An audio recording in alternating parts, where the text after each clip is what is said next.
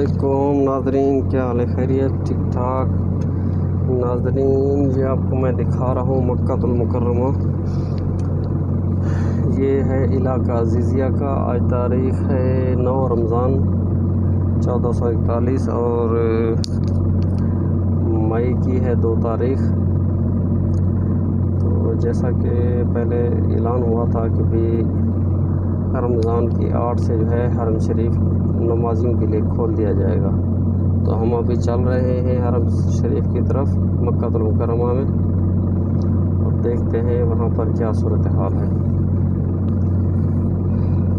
इस दौरान आपको मक्का मुकर्रमा की ज़ियारत भी कराते जाएंगे अजीज़िया में। मस्जिद से जा रहे हैं हरम शरीफ की तरफ।